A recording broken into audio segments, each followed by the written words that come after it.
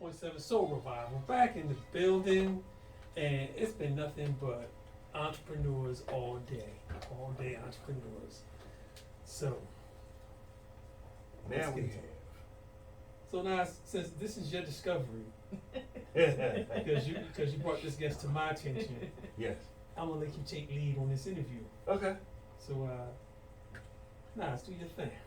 Well, we have in the building Miss Victoria Lemons, Yay! motivational speaker, life coach, Yes. Okay. author. Yes. Apparel designer. You have many Wow, you trades. many Photography. hats. Yeah, it's popping all up in here now. Uh-huh. Yeah. Designer, stylist, Ooh. creative director. Run it down. Just a plethora. Mother, wife, Run it down. just a ton of things. Educated woman. All Okay. right. All right. Well, you know what? Just because you said all that, I got to clap it up. Oh, thank you. Yeah. Thank you, Yeah. thank you, thank you. Okay. Let's start from the beginning. Okay. All right.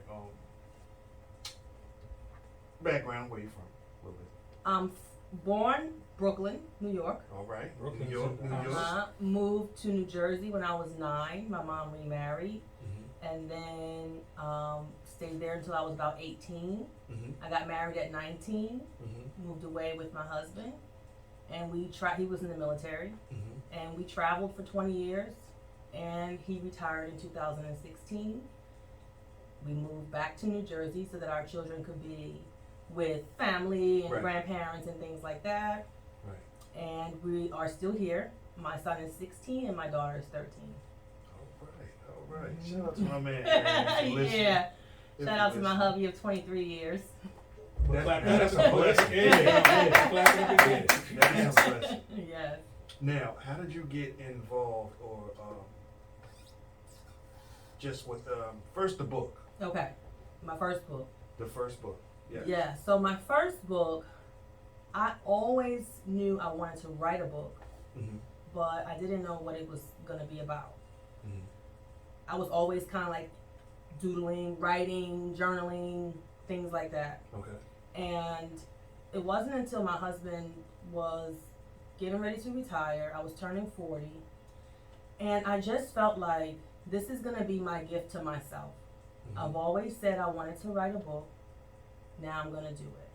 And I had so many trials growing up with family issues and miscarriages and just marital relationship, but just, so many things that I felt like people could relate to. Absolutely. And so I titled the book Berry to Lemons because my maiden name is Berry, Mhm. believe it or not. And I went from a berry to a lemons, which is now my married name. And it just seemed as though a lot of the issues that I had that were negative happened when I was a berry. Okay. And then so that's where the play on the words came. So from berry to lemons, to make using the bitter to make life sweet. Dig. So you take everything that's done to you negative and you have to try and find the positive in it. Mm-hmm. And so that's what this book was about. And Okay. it was just it really was about me just expressing how I got through the things that I got through. Mm-hmm. And then at some point, maybe it could help at least one person. Yes. And that's just my Yes. goal in life. Yeah. You reach one, you reach a million. Yeah. Because all it takes is that one to pay it forward. Exactly. You know what I Exactly. mean? The book can be found where? Amazon. It's on Amazon. All my books can be found on Amazon. I have journals. I bought one for each of you guys, so you guys can pick whichever ones you Okay. want. I created this, the whole concept, everything, and turned them into journals. So those are gifts for you guys. All right. Yeah. I like gifts. But I've done children's books, and I'm in the process of working on another book, a self-help book. But I'm doing a book that I'm in the process of writing it as I'm going through it. Mm-hmm. So it's a little bit more More in depth. detail, more Yeah. journal style. Yeah, Okay. more journal style, but also more like, I feel like when people write books, sometimes they write it after the storm. Right. And sometimes you don't. I think when you're going through something, if you're writing as you go along, because I used to keep a journal, so you're actually documenting the moment Exactly. as All it's the happening. feelings. And that's what I'm emotions. doing right now, because I think when we're in that dark place, we we shut people out, Right.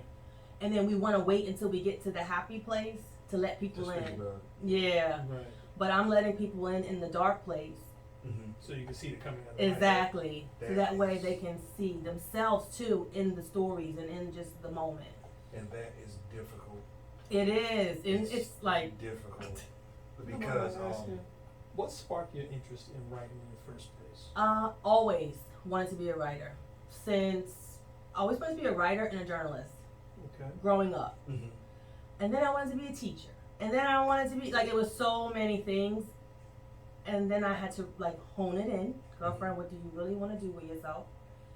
And writing is one of those things. But also I'm getting ready to do like a little ebook on like jack of all trades kind of people, because I feel like sometimes people want to like limit us. Right. I don't like to be like boxed in. I'm not just an author. I'm not just a designer. I'm all those things.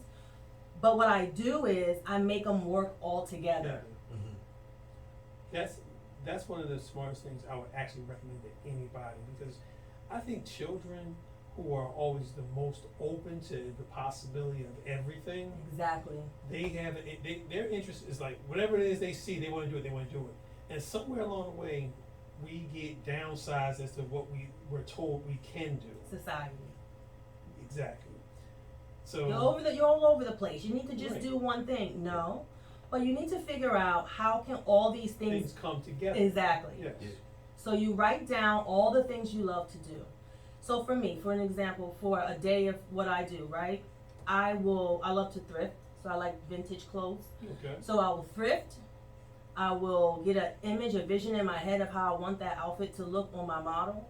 I will do the hair, the makeup, the photography. Then I will edit the photos. And then I would take those photos and use them into spiritual, inspirational, motivational posts. So I'm using all my talents into one. Right. I see you looking at my expression, and I'm just like, because I see the end result, Yeah, but I'm like, you did all of that. all of it. Keep going. Keep Yeah, going. and so I think that like, and then why not at some point write a book about it? Yeah. Why not? Right? Like, right, so right. like, it has to kind of align though. Like you can't say like, I'm gonna be a UPS driver and a designer. Right. Now, if you want to be a designer, you're a designer who drives UPS, Okay. I see what you're doing. right? Like that's not, this UPS is not doing anything for this, Right. right? You have to focus on what your real goal is. Right. Right. If your real goal is to be a designer, then this is just paying the bills. This is who you are, Exactly. right? Exactly. But if you keep yourself focused on, oh, I'm on this job, that's who you're saying you are. Yeah. That's not who we are. Yeah. Because if that job goes away, then who are you? Right. And I agree 1,000% because the people, I have a 9 to 5. Right. And when people even see just a little bit of what I do outside of that job, they get astonished. Yeah. And it's like, no, that's just keeping the bills paid, food Exactly. on the table, paying the life insurance, Exactly. and taking care of the family. But it's not who you are. No, Exactly. not at all. Exactly. Not at all.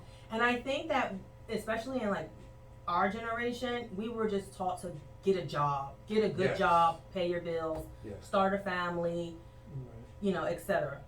However, Yes, those the people net. never really found who they are. Like I heard a pastor tell me one time, it wasn't to me, it was in the church. He said, there are many doctors, lawyers, teachers in the grave that never became that thing. Mhm. Don't let that be you. Yeah. Right? We get one shot at this.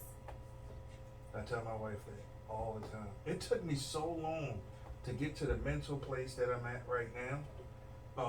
And I just try to just pay it forward. Mm-hmm. You know what I mean? As far as just life, it's some dark stuff in my life that I'm just now, due to the encouragement and the backbone of my wife, well, I'm able to speak on it now and be in a place of, being comfortable to speak on these deep. That's when you grow. The growth happens once you start self-reflecting, figuring out, why did that bother me? Am I gonna allow it to keep bothering me? And who am I? Like why is this bothering me? Yeah. right? Because there was a reason it was before. Yeah.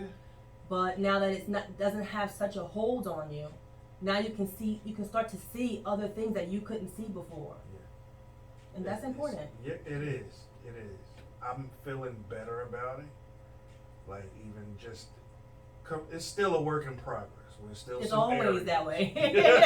It will always be that way. Trust me. There's some areas that I'm not ready to speak on yet, but there are some things, like I said, with her help and encouragement, that I am able to even deal with, like to look at and speak on, and not just be like, I don't. Push it to the side. Right.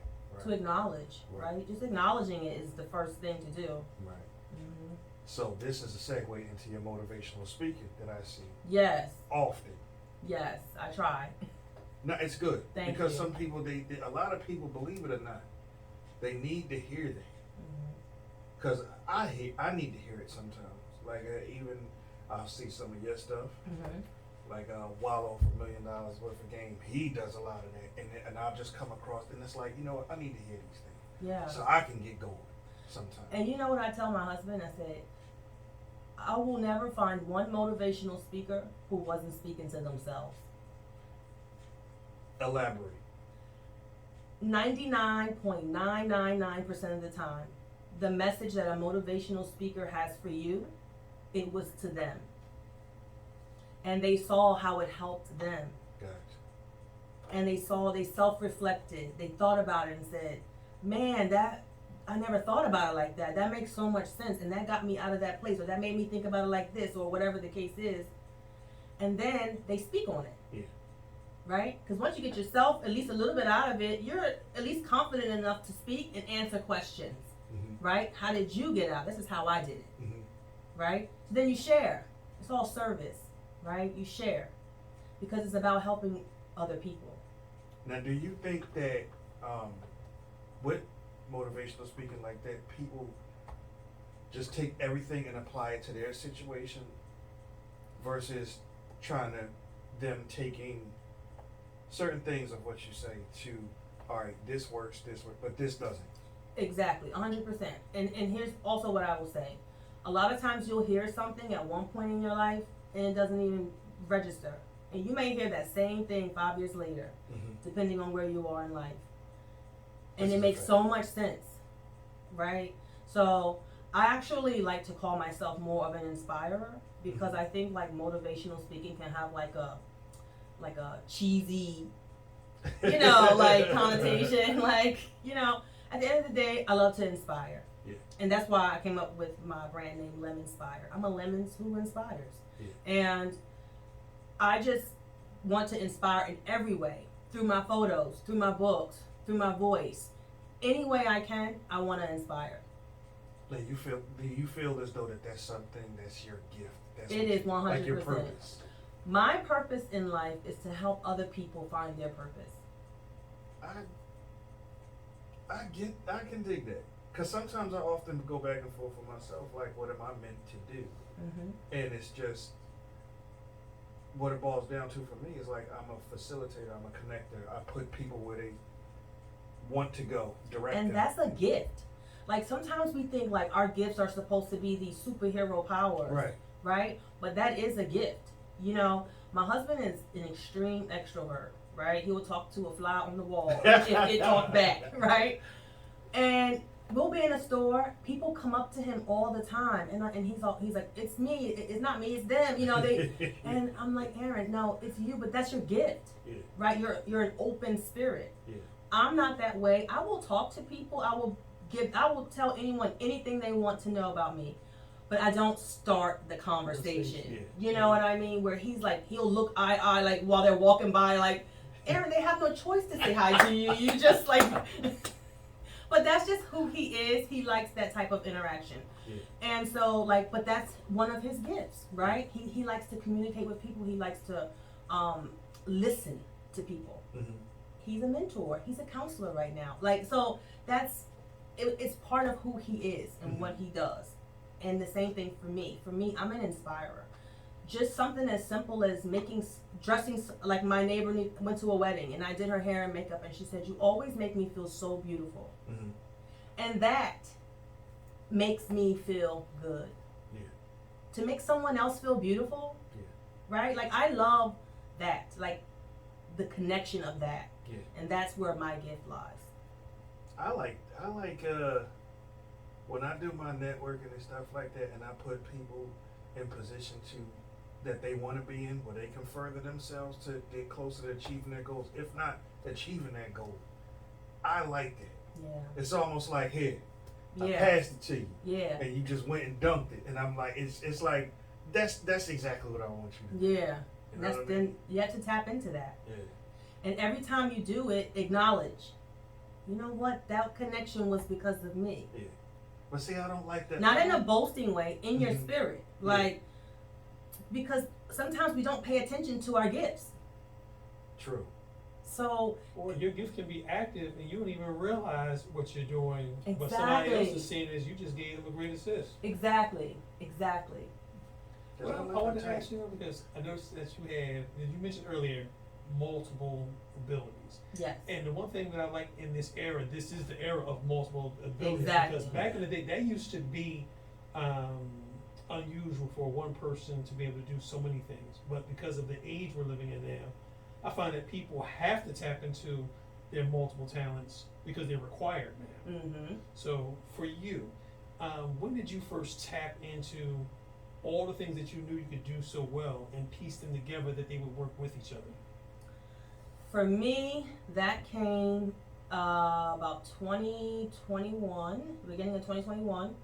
I just really sat myself down and I said, I didn't want to be in like corporate world anymore. I was running a real estate business with my husband and it was a successful business. It just wasn't me. And I just felt like I was getting older and I needed to do what was for me. And prior to that, I was doing a lot of little things, but for the most part, a stay-at-home mom.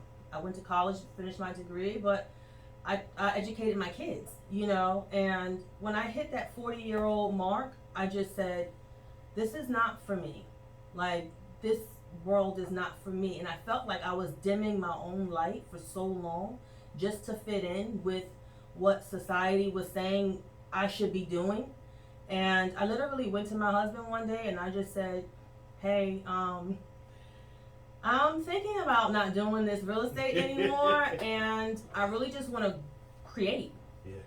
Like, I just want to create. And he said, whatever makes you happy, you do it. And so I literally just started by continuing to write books and creating journals and creating apparel and the photography and everything I do. I just started doing videos. I just started. And I'm still in that beginning phase, you know, but every day I work at doing something for my dreams. And that's the key, because you got to stay focused, because it's very easy when you come from corporate to like kind of like freelance, doing whatever you want, to stay structured, you know. So you have to, and I'm a free bird. Like, I don't like, but that's when I decided that I needed to kind of hone in on my gift, like what makes me happy. Mm-hmm. I love to sew. I love to make garments. I love to do so many things. And when I was growing up, my mom used to say, "You're a jack of all trades, master of none." But that's not how the thing ends. The phrase ends, right? But it's because it's better to be a master of none than one, right? Because you can expand your knowledge everywhere, right? But they always, growing up, they tried to make you like fit in this box, right? Mm-hmm. Get a job, get a secure job. Make sure sometimes when you're living your dreams, it's not secure. Mm-hmm. Right. But guess what? I could be gone tomorrow, and at least I would have lived one day as the person I was created to be, than to go my whole life and never meet her. So, and you know, obviously when you get older, you start to push yourself back, like, no, I'm getting too old, I can't do this. It's never a time where you're too old. It's never a time where it's too late, unless obviously we're no longer here, right? But that's what I decided to do, and it kind of just trickled. It went from writing the books to the journals to the photography to the styling to the everything. It just kind of fell into place. I get my kids involved, you know, like it's just a family thing. It's just we all support each other living our dreams. And it also, like, my children are co-authors on both these books. And so I'm trying to help show them, like, you don't have to just be this one person. Yeah. Be whoever it is inside you want to be. Yeah. And if 5 years later you don't want to be that person anymore, change it. Yeah. It's your life. Exactly. And you know what's crazy? I go through that with mine now. Like, I had to wrap that around my head because I always been, you know, with my boys. You gotta do this, you gotta do this. You have to do this, you have to do this. Education, school, college, get a decent career, yada, yada, yada. But as of the past couple of years, it's like that changed to do what you love to do. Mm-hmm.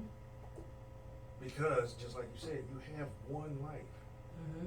Do what you live it the way you want to live it. Mm-hmm. Long as you are able to take care of yourself, Mm-hmm. you're not doing nothing to nobody. You're not putting nobody in jeopardy or yourself in jeopardy. If look, be I happy. agree, 100%. Happy. You can get $1 million. Happiness is something totally different. It really is. And honestly, when my husband retired, every time we moved, I had to start anew, right? Mm-hmm. He had a job set up because he was in the military. He had placement, he had money, he had whatever, right? Me, I had to like start over every 2 to 3 years, Mm-hmm. wherever we went. Mm-hmm. And Actually, that's what I wanted to ask you. When you mentioned that you were married so young, first of all, Mhm. and that you were moving around from place to place, I know that there's some hardships in picking up and moving, but would you say that you had a great experience of trying new and different things from the number of times you had to move through a military lifestyle? I did. I think that our family is very open to many more cultures and diversity, and we're not like kind of like boxed in a little bit. How Right, because a lot of people don't get that opportunity to see other parts of the world or parts of life or experience different people. They're stuck in one little place, so their Exactly. perspective is based on the Right. one place they know. Right. Exactly. And like as a married couple, it helped us a lot because we could only rely on each other. Right? There wasn't a mom over here trying to meddle. There wasn't a cousin over Right. here. There wasn't it was, I have a problem with you, you have a problem with me. Okay, we're going to work it out because Right. it's only us, and we didn't have kids till we were married almost 7 years. So it was just us, but with that, the starting over and the starting over and the starting over, 20 years goes by, he's retiring with a pension, I'm not. So that's why, it was important for me. It was kind of like, it's my time. Right. And he was 100% on board because he understands the sacrifice that with the kids and all, Yeah. Mhm. Absolutely. Mhm. Absolutely. Now that's a blessing in itself to be married 23. 23 years. Tell me about it. Together 27.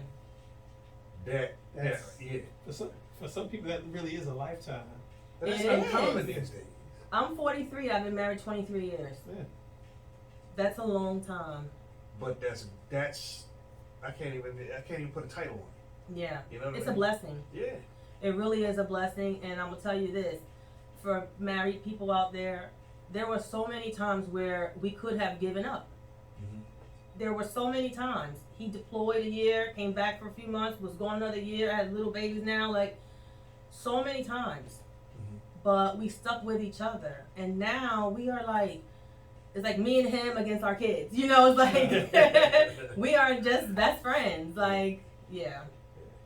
That's dope. Mm-hmm. It's a Okay. blessing. Mhm. Now, where can people reach you? Social media, YouTube, all that. I'm on all socials, Vicky Lemons. Okay. I'm still working on my Facebook because I have 2 Facebook pages, but one I'm not accepting any requests to because I really want to phase that one out Yeah. Right. and just focus on my business page. So Vicky Lemons, VICKILEMONS, Vicky Lemons on all socials, Instagram, TikTok, Facebook. And your YouTube page? YouTube is Vicky Lemons. Okay. Mhm. Okay. And there's tons of, there's some great videos on YouTube. Oh my gosh, some great videos on YouTube. Yeah. Definitely worth checking out, man. If you wanna, for all the listeners, if you wanna get some good inspiration. Yeah, and you can look up hashtag Lemonspire, LemonSpire, and you'll find videos like that too if you want to Google me. And also the books, you can find them on Amazon. Just look up Vicky Lemons. Once again. Yeah. I am my brand. See? How many books do you have? Because I see quite a few here. Yeah, so I have 4 children's books. And the titles are? Well, these two is Two Monsters on Ice. I brought these two because this was written by my son and my daughter when they were very little, and we went ahead and published it. And this is about my baby girl, and she loves pugs, and so we did that. And I have 2 more, but they can find them on my I created a character called Pepper and Lemons, and so she has like she's starting a little series of books. And then I have this one, which is my very first book. So they're all on Amazon. Then I have journals, Vicky Lemons. Yeah. Got it. And my last question. Sure. Since you said you incorporated your children into co-writing with you, now how young were they when they co-wrote the books with you, and how old are they now? And when they look back on those times that they co-wrote a book,